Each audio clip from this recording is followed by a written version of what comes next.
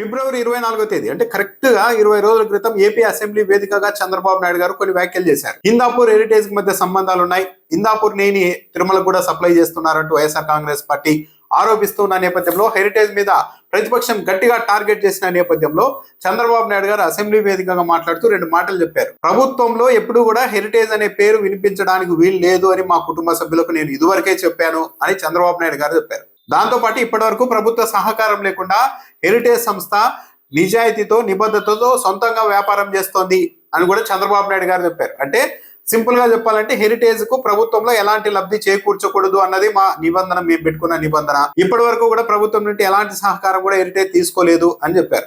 20 రోజులు తిరగక ముందే శుక్రవారం జరిగిన కేబినెట్ సమావేశంలో హెరిటేజ్ సంస్థకు భారీగా రాయితీలు ప్రకటించేశారు.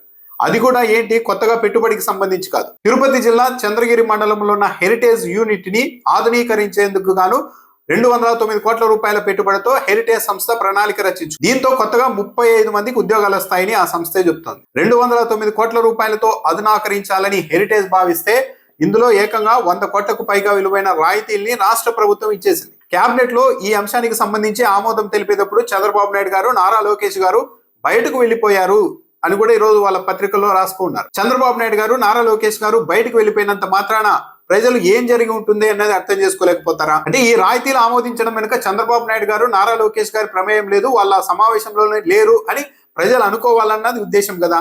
కానీ వాస్తవికంగా చంద్రబాబు నాయుడు గారి కుటుంబానికి సంబంధించిన హెరిటేజ్ సంస్థకు రాయితీల విషయంలో చంద్రబాబు నాయుడు గారు, నారా లోకేష్ గారు అక్కడ లేకపోయినంత మాత్రాన, ఆ 5 నిమిషాలు బయటకు వచ్చినంత మాత్రాన దీంట్లోని లోటుపాట్ల పైన చర్చించే, ప్రశ్నించే శక్తి ఏ మంత్రికైనా ఉంటుందా? ఉండదు. అంటే కేవలం చంద్రబాబు నాయుడు గారు, నారా లోకేష్ గారు చాలా పద్ధతిగా వ్యవహారాలు నడుపుతున్నారు అని ప్రజల్లో అనిపించుకోవడం కోసం చంద్రబాబు నాయుడు గారు, నారా లోకేష్ గారు బయటకు వచ్చారే తప్పించి వాళ్ళిద్దరూ అక్కడ ఉన్నా కూడా జరిగేదైతే జరిగి ఉండేదే. ఒక ప్రైవేట్ డైరీ తన వ్యాపారాన్ని విస్తరించుకునేందుకు, పోటీని తట్టుకునేందుకు తాను తన యూనిట్ ని ఆధునీకరించుకుంటూ ఉంటే కేవలం 35 మందికి కొత్తగా ఉద్యోగాలు వస్తాయని 100 కోట్ల రూపాయల విలువైన రాయితీల్ని రాష్ట్ర ప్రభుత్వం ఇవ్వచ్చా? అందులోనూ చంద్రబాబు నాయుడు గారి కుటుంబానికి సంబంధించిన సంస్థకే చంద్రబాబు నాయుడు గారు ముఖ్యమంత్రిగా ఉన్న కేబినెటే ఆమోదం తెలపడాన్ని ప్రజలు ఎలా చూడాలి? 5 ఏళ్ల పాటు స్టేట్ జిఎస్టీని 100కు 100% రీఇంబర్స్మెంట్ చేయబోతున్నారు. అంటే కంపెనీకి ఇవ్వబోతున్నారు ఫ్రీ. దాంతో పాటు ఒక్కో యూనిట్ మీద రూపాయి చొప్పున విద్యుత్ సరఫరాకు సంబంధించి రాష్ట్ర ప్రభుత్వమే రాయితీ భరించబోతోంది. మొత్తం పెట్టుబడిలో 50% అంటే 100 కోట్ల రూపాయల మేర రాష్ట్ర ప్రభుత్వం హెరిటేజ్ సంస్థకు లబ్ధి చేకూర్చబోతోంది. మరి 20 రోజుల క్రితమే కదా చంద్రబాబు నాయుడు గారు ఏ రోజు కూడా ప్రభుత్వంలో హెరిటేజ్ అనే పేరే వినిపించడానికి వీల్లేదు, మీకు మీరుగానే సొంతంగానే వ్యాపారం చేసుకోవాలని మా కుటుంబ సభ్యులకు చెప్పాను అన్నారు. ఇది వరకు ప్రభుత్వం నుంచి ఎలాంటి సహకారం లేకుండానే హెరిటేజ్ సంస్థ ముందుకు వెళ్ళిందని చెప్పారు. మరి ఇప్పుడు హఠాత్తుగా 100 కోట్ల రూపాయల రాయితీని తాను నాయకత్వం వహిస్తున్న ప్రభుత్వం ద్వారానే ఇప్పించాల్సిన అవసరం చంద్రబాబు నాయుడు గారికి ఏం వచ్చింది?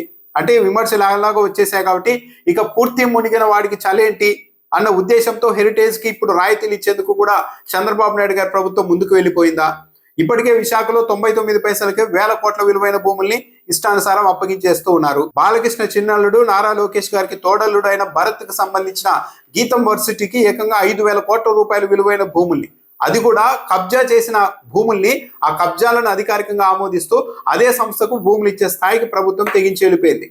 అంటే ఇక విమర్శలు వస్తూ ఉంటాయి, దానిలన్నిటిని పట్టించుకోకూడదు.